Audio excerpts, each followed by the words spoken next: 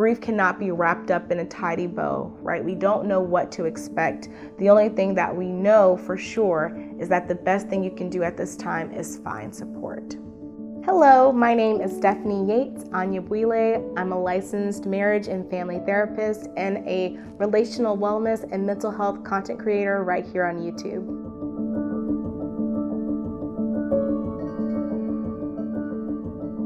This time of year can be especially hard when we're looking around our tables and reflecting on those who are no longer sitting with us. The holidays, anniversaries, birthdays can all serve as reminders of the people that we've lost over time. Those reminders can hurt, trigger us, and make it difficult for us to celebrate the time with the people that we still have around.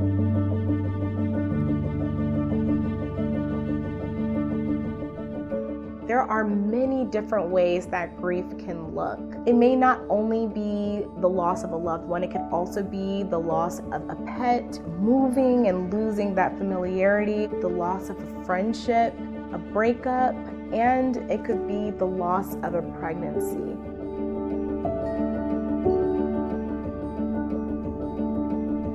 Now that we've talked about some of the many forms that grief can come in, let's talk about the 5 stages. And remember, there are multiple models of grief. I've seen 7 stages, 12 stages. In 1969, a Swiss-American psychiatrist named Elisabeth Kübler-Ross wrote a book called On Death and Dying. Within that book, she divided the experience of grief into 5 stages. So for the 5 stages, they're denial, anger, bargaining, depression, and finally acceptance. Now, even though it can sound nice to nicely move through all 5 of those stages, what we see most often is that you might progress to one, go back a few steps. It's not a linear process, but it is important to pay attention to where you may be today in this moment to help yourself accept and normalize your emotional state at this time. The first stage that we see is denial. You might say, oh, I'm totally okay with this. I don't care about this move, for example, when really there is a process of sadness that's starting to develop within you. When we talk about anger, a lot of times that's directed at a higher being. Maybe it's directed at the person you loved. Sometimes it's at yourself.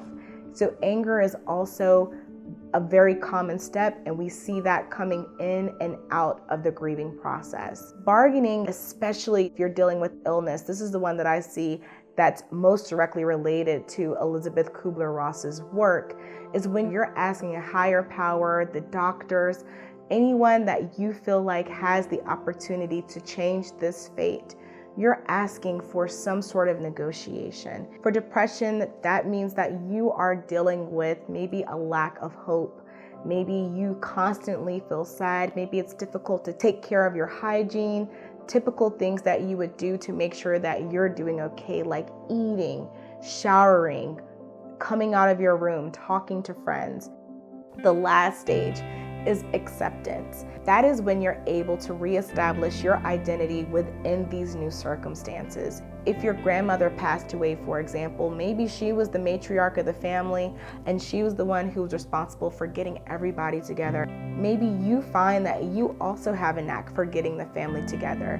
When you can recognize a new role, new responsibilities, not as necessarily a hindrance or a burden, but maybe as a welcome adventure opportunity to reinvent yourself. As mentioned, there are several different models of what grief can look like. Another popular model is the 7-stage model of grief. Has some similarities to the 5-stage model and some differences. We do see denial, but they also add in shock. You are unwilling and unable to accept the prospect that you have either lost something that matters to you or are about to lose something that matters to you. Pain and guilt. That guilt piece, I think, was a really incredible addition. When someone passes away, our relationships with them don't just magically fix themselves. Sometimes we feel really bad about either the way that we treated them when they were alive, or sometimes we feel bad about the way that they treated us when they were alive. Anger and bargaining. When we are in a space of bargaining, we are a lot of times doing that as a response to frustration about being in a situation in which we have no control. Number 4 is depression, very similar to what we saw in the 5-stage model of grief. Again, upward turn. This is where things start to look up for you. You start to have a bit more of a positive outlook. You might even get excited about some of the new adventures that are open to you. Number 6 is reconstruction and working through. This is where we're able to see more stability in the grieving process and moving more towards that feeling of acceptance, which leads nicely into number 7, acceptance and hope. Hope is the thing that us therapists are always hoping to foster more of within our clients. Hope is vital to being able to move forward with our lives after we experience a significant loss. Now remember, grief is not linear. So don't expect that you're going to go smoothly through these stages. The only thing that we know for sure is that the best thing you can do at this time is find support.